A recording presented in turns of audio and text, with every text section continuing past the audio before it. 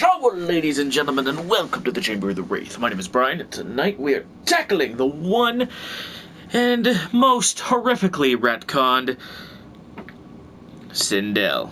Yeah. Yes, we're talking Sindel. And she was so close to being so good. All they had to do was maintain her character. She would have probably been the best DLC character of the pack for me. Yes, even ahead of Nightwolf. But no. They had to pull a complete and utterly unnecessary 180 on her character for no reason. Like, they did the thing with her in Aftermath, and it was just, dear God, dear Christ, no. But I'm just making sure. I think, I just want to see who, if anyone, I am missing. Because I'm not all that sure that, besides the DLC, I've got anybody left. So I just have to very quickly check the White Lotus Dojo invite list of sorts. Let's see. White Lotus Dojo, 28 out of 33. So there is one character missing besides Sindel. And I think I know who it is. Yeah, it's Liu Kang. So I'm going to see if I can ask a friend of mine to join me on the Liu Kang explanation, because I feel like he could do a better job explaining Liu Kang than I can, or at the very least playing as Liu Kang. So we're gonna go with Dark Emperor and just go from there. Bone Temple, Bone to Temple, and off we go, off we go, off we go. Dear. So, as always, we are going to set up the parameters, which is tournament variation, frame data, easy crushing blows on, and we're not going to touch that just yet. And then I have to go back and add the blocks, because for some reason, whenever I switch variations on anybody, the block data changes. So, there we go. And of course, attacks that do not go into strings are what we're going to be doing. Let's see, there's that. This patella. What is that? Quick, to the internet so we can learn something today. They literally called her down 3. Cool Whip. You freaky bastards. Alright. Heel drop, Achilles slicer, wheeling crash. No, that goes into something. Tussle twist, and then we're going to talk about her throws because they both have crushing throws. Okay, the patella is the kneecap, so that's good to know. That's the medical term for the thing. And then tussle, or tussle, I guess, is basically her hair being kooky.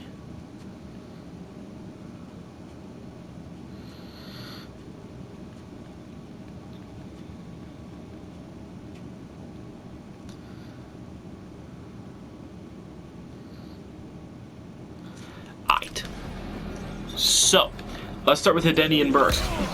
8 frame down 1.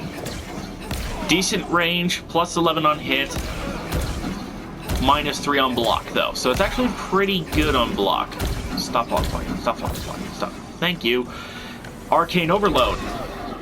A low launcher that is meterless. It's minus 17, but here's the thing about Arcane Overload. What move is 17 frames that can punish Sindel from this far? I'll tell you, basically nothing.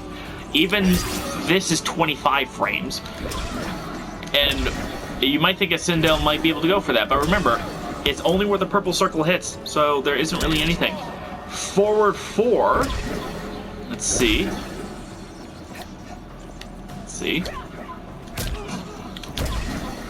Okay, so as Sindel, from this range, theoretically, you might be able to catch somebody with forward 4. But forward 4, you could still block because it's an additional 8 frames, so it's 22 total frames of startup on that thing. This can start combos, which is really nice. So it's really solid for starting combos, but just be mindful that on block it's minus 17, and range doesn't matter. Here you might find a move that can punish in 17 frames. Again, 4/4 might be able to do that, or that kind of thing. But from its max range, basically unpunishable on block. Rising Purpose is a 13-frame uppercut with incredible range. This is Jade level range, if not slightly further. And of course, it crushing blows. But on block, it's minus 19 on flawless and minus 9 on normal. So, minus 19, it's unpunishable. It's just got really, really good range. Then we have Leaping Heel, which is a 13-frame high. She leaps and kicks. Based off of her angle, there's a good chance she might actually be able to evade certain low projectiles by doing this, but I wouldn't risk it. If you want to do that, just jump or short hop. Then we have Cool Whip, which I find hilarious. Minus 5, 13 frames, really good range for a down 3 though. Look at that. Like, I'm hitting the opponent from right here, basically. If I'm slightly closer, yeah. So, that hurts. Then there's Heel Drop. This catches me more often than I like to admit because it's a 2-hitter that ends in an overhead. So, you duck and try to punish the standing 4. Just kidding. Overhead is gonna put you on your ass. The full thing is minus 3 on block, and of course there's no flawless block gap at the beginning. So it's safe, you can go for this. If you think you can kill somebody with what is basically a sweep, but you think you can catch them before they punish you, then go for this thing. Achilles Slicer, speaking of which, is her sweep, which has really bad range, but is minus 3, minus 8 on flawless block. So it's safe, but nothing to write home about. Tousle Twist is her down 4. It has less range than her down 3, so you're going to be going for down 3 most of the time. But down 4 is 9 frames, and minus 5, so bear that in mind. Both of her throws have crushing blows off of the same requirement, which is to fail a throw tech. So the back throw used to be, I believe, 310, but now it does damage over time. I'm not 100% sure, so it's a 290. And then Big Scream is 310. So she's basically like Scorpion in that aspect. She has a DOT crushing blow and a crushing blow, big boy crushing blow throw if you want to kill someone with it. So she has throws for many a situation. Next, let's talk about jumping attacks. Aerial Burst connects very well to grounded opponents and is 7 frames. Royal Whip can connect with grounded opponents, but you have to be mindful of the timing. Otherwise, you might drop it.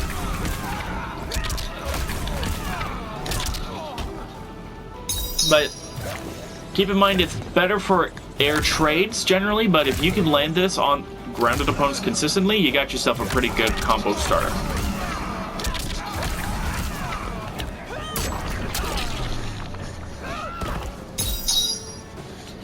And finally, we have Royal Descent. Jump Kick. Nothing to write home about this thing. Crashing Edict is a 15-frame short hop attack that uses her Quandao, so it has really good range. However, on flawless block, it's minus 15, and on normal block, it's minus 10. So, at longer ranges, this attack might be not punishable, but it's 10 frames, so don't risk it. Then Spiral Weave, which is, by damage, the strongest short hop in the game, because it hits twice, is 8 frames, and look, it does almost 12% damage. However, the attack is minus 13 on block, and on flawless block is minus 18. So, more time to punish. So, this is what I was talking about in the Kung Lao video. Sindel gets a multi-hitting wake-up attack that does a fair amount of damage in comparison to normal short hop attacks. So why does Kung Lao get ripped off? Why does Kung Lao get ripped off in this department, but Sindel gets to keep this?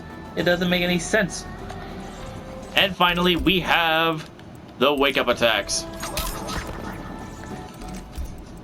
Which, actually, I think I'll just do this, because they both have really good range, but I'm just going to also set up the block. There we go. So, first up is Screech.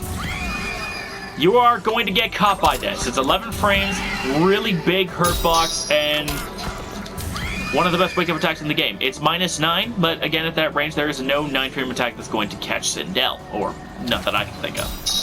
Then there's Hair Snap, which is -13 on block, but you can, well, the opponent has to be slightly closer, but you can be closer to the opponent and catch them with this in order to launch them. Same sort of idea, range, slightly negative on block, also -14 on block if you flawless block the Screech. That is the nature of the beast. Now let's move on and talk about combo attacks, which Sindel, on her own, doesn't actually have that many. So it's going to be fairly easy to talk about. First up is Come Forward, which knocks down and sends the opponent sprawling. But it has a flawless block gap, leaving her at -8. Otherwise, she's -3 with all that pushback. So, with the big flawless block gap, when she goes airborne, she will leave herself vulnerable. As you can see there. And maybe an 8-frame attack might not catch, but hey, there are some attacks that are that quick that can catch. Banshee's Cry comes off of an 11-frame high that doesn't really offer up her own hurt box. It has really good range. And then this attack knocks the opponent back and leaves Sindel at +40, so this will be a good ender for a certain variation. On block, this string is -4, so she is safe with this, but she has to be prepared to give up her turn. Boop. And then there's Evil Queen, which comes off of a 25-frame overhead. You know this one. Look at that range, and look at that knockback. But the overhead itself is -20. And on flawless block... Oh, it does come out. There is a flawless block gap there that leaves her -13. And I believe the full... even without the flawless block gap, yeah, it's -8. So she becomes safe if she does this, unless it's flawless blocked. Which there is a gap for. Let's talk about this thing. Here is the tricky thing with the Guandao strings. There's a low ender as well. That's fairly quick. However, it's -15. With no flawless block whatsoever. So, you could try and risk no flawless block gap and catch the opponent with this if they're stand blocking, but you're -15 regardless, so you're punishable. And yes, you'll be safer off of Evil Queen, but Evil Queen has its own risks. Namely, it can be flawless blocked, and at -13, you know Liu Kang can punish this, and you know the string that he's going to punish it with too. Then there's Back It Up, which starts off of the kneecap breaker and ends with a high. This has a crushing blow, and that is if the last hit lands on its own, which means you're gonna need a way to bait the opponent into this. And that's where Bride of Khan comes in. Ugh. This is an overhead element that leaves her -12, whereas Back It Up is +3 on block. And I don't think there's a flawless block gap in there either, but let's just make sure really fast. Also, I want to make sure there's no flawless block gap there. So, and there's no flawless block gap at any point in either of the kneecap breaking strings. So, if the opponent stand blocks, Sindel is +3, which is nuts, but it's a high attack. And we all know what happens during high attacks if they are ducked, especially if your name is Liu Kang.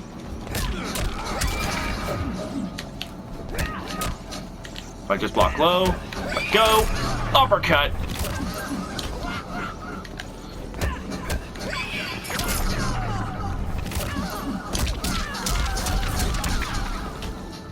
and you just ate 37%. And if that was a crushing blow, it would have been 24%. So, not quite worth it. But definitely not bad, especially when you've conditioned the opponent with Bride of Khan. Or rather, condition it with Bride of Khan? No. Because if you condition with Bride of Khan, they'll stand block. But then you can go for this, which will be +3 on block, and potentially crushing blow, but only if it hits on its own. And finally, Dark Intentions. They made her cartwheel in normal, which is interesting because usually that kind of thing doesn't happen. The cartwheel itself is -7, so punishable, but ending it, it's -13, but just like back 2, look at all the range you get. I don't think there's a single projectile that is fast enough to catch her with this. And that's about all that's going to catch her, unless you have a really fast teleport. So, be mindful of this fact. And of course, you can use it as an ender to knock opponents away. Now let's talk universal special attacks. Which, fortunately, there isn't too much to tell. There's just an air version of one attack that we need to bear in mind. So first up is Main Squeeze, which does 10 damage and hits high and is a really good combo ender.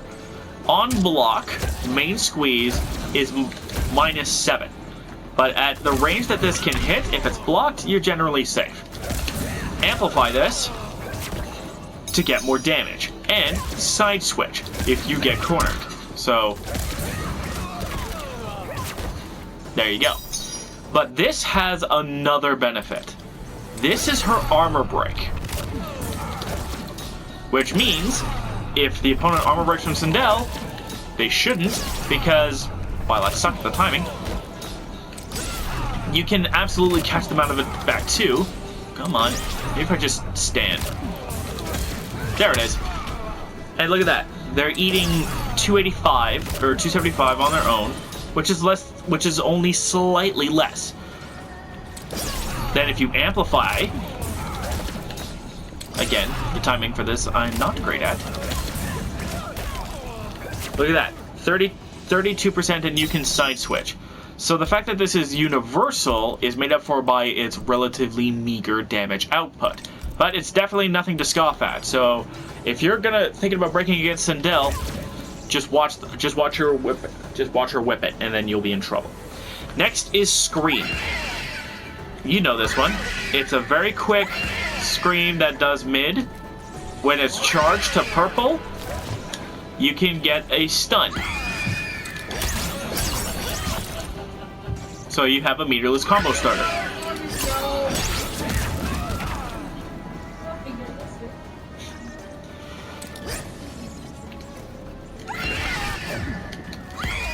But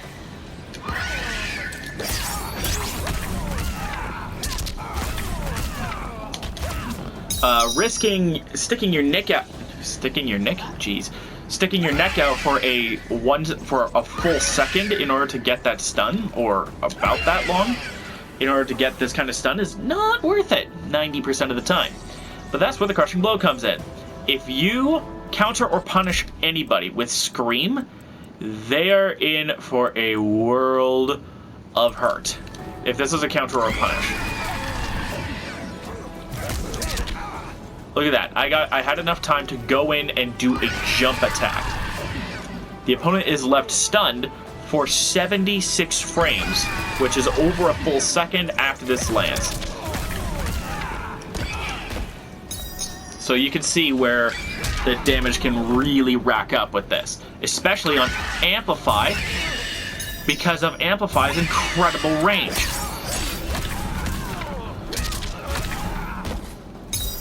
So you can see I easily have enough range to amplify this and then go for something like that. It's not optimal. Sindel can get a lot more damage than this, but it's an example. And of course, if the counter or if this amplify counters or punishes, then I can still get the big boy crushing blow for damage. That was a little bit closer. I'll just do this one.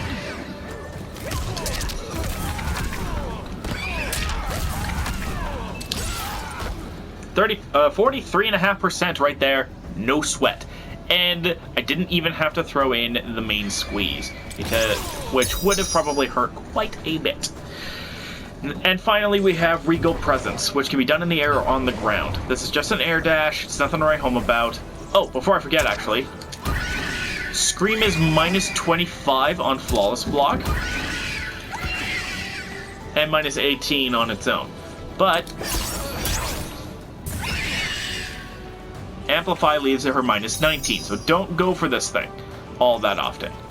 But Regal Presence right now doesn't really do anything for Sindel. It's just an air dash. You can run away. You can't even get any of her buttons out. She's kind of float, get past zoning, potentially drop down, throw, maybe. But because she, I believe, is considered airborne, anti-airs are going to have a really easy time taking her down. Now let's talk about this variation's interesting shenanigans. Haircut, which requires 2 slots, I believe, is a combo extender. And we all know what this means. Combo City. This is Sindel's main combo variation. And look at that, I dropped it at the end and I still got 35%. So we can do something like...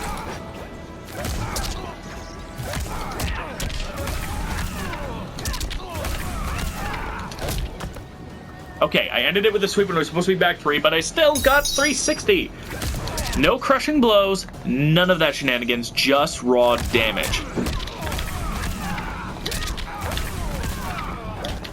Yeah. It's a back 3.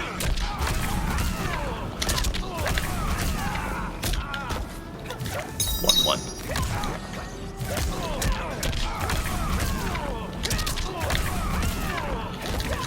Come on. Work with me here, would you?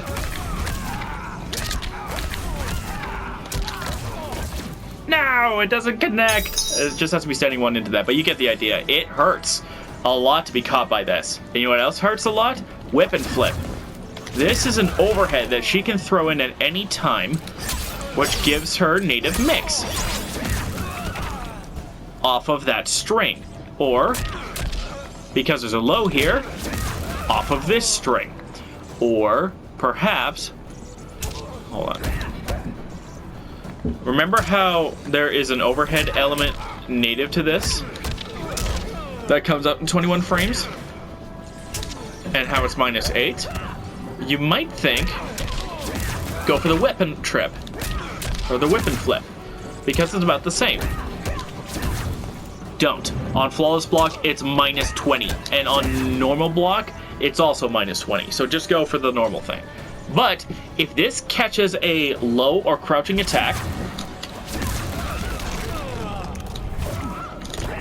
look at that. You get a big ol' pop-up, which complements really well with Haircut.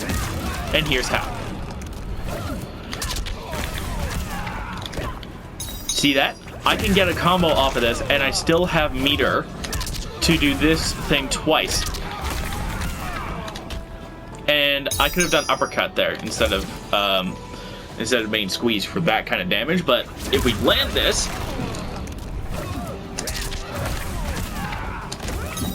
again, my inputs are not coming out as crisply as I would like. And when I think I have it right, I drop it. So a little bit salt-inducing, but I'll live. See that? I feel like I should have been able to do that.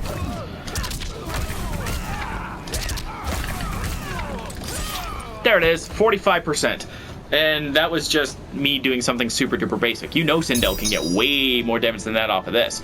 So this is her combo variation, and this is the variation I see Sindel go for the most. However, because of the input for the cancel drop, she cannot do a Regal Presence cancel into it. She could just go for this thing off of 4-1-2 or 4-2-1, which is mix. And you might think, oh, I can just go low. But again, double overhead, or I can go overhead, mid, low, and then go for this. Or any number of things. So be wary of this variation if you're not good at dealing with mix. So let's move on to the next variation. Loud and clear. Hopefully I'm coming in loud and clear.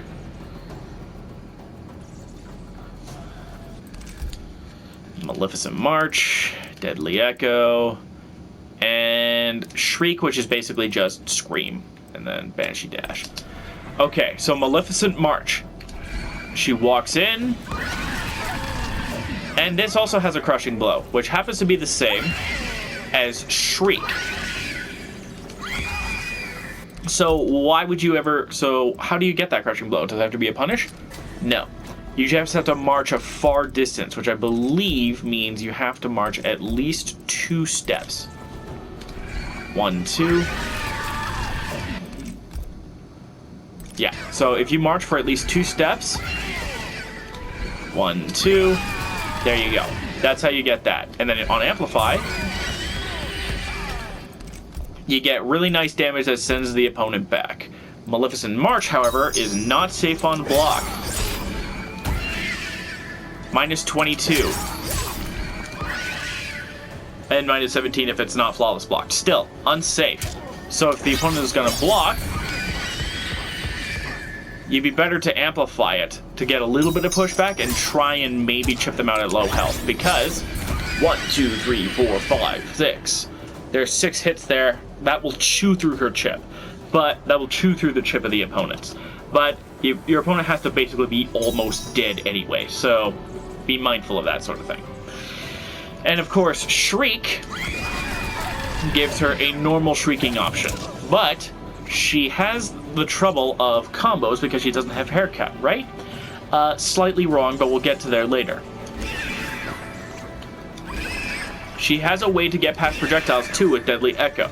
This attack does not hit on its own, but can be cancelled into a jumping attack. And speaking of jumping attack cancels, Banshee Dash, which is a sort of projectile where you can get really crazy damage if you're really good with your timing, because you have to amplify it on hit and then potentially land a jump 2, which is almost impossible out of this, at least for somebody at my skill level. So until that point, I recommend just doing ones until you can get that. So you launch the projectile and get that. And you can do stuff like this. It doesn't net you the most amount of damage, but that is pretty swanky. And hey, a kill's a kill, right? Especially if it's swanky like that. Now let's move on to her final variation, Royal Edenian.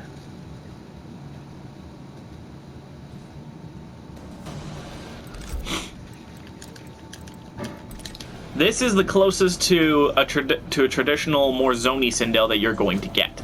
Starting with Air Royal Trap, which is not traditional at all for Sindel, where she sets up a trap that does only a little bit of damage.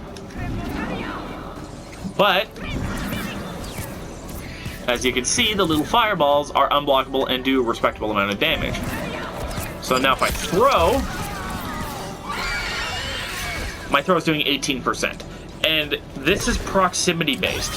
So if I were to do this in the air from about here, I would have to throw or wait for the opponent to get close enough.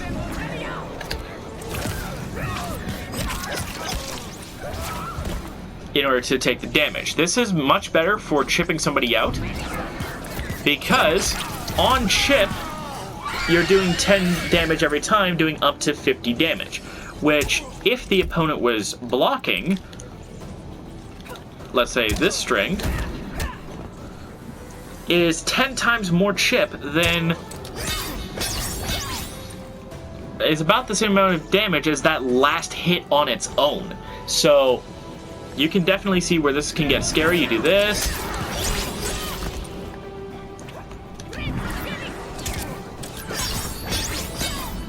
And then you could potentially kill somebody with a chip that way, especially in the corner.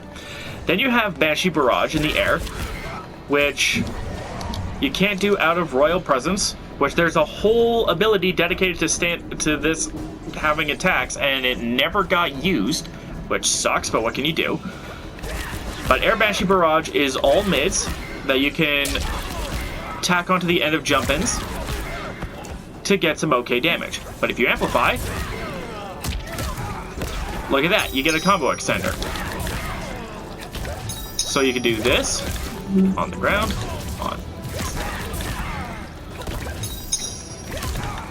Hold on.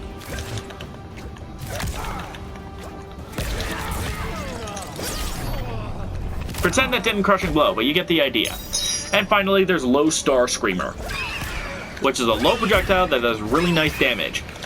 And on Amplify, it basically becomes a big old beam that does 90 damage and trips the opponent. Not an easy attack to avoid, I can tell you that much. And before we get onto the Fatal Blow, we're going to move back to Splitting Hairs, because of course that's where the combo lives. And that's basically Sindel. She does really nice damage and has a nice kit, but she's overall just a touch slow. She's just a touch slow, and slow in some odd places indeed. And very unsafe, I should add. Now, this special move is called Edenian Royal Decree, which is 18 frames and has really good range and starts off a scream. Otherwise, it's just a normal Fatal Blow. Nothing to write home about. No flag planting like Baraka, no really high damage, no full screen, none of that. So, that's the ERD, the Edenian Royal Decree. Don't forget to be awesome, my friends. I'll see you guys on the other side, and check out this Sindel combo. Let's see if I get it on the first try. I did not.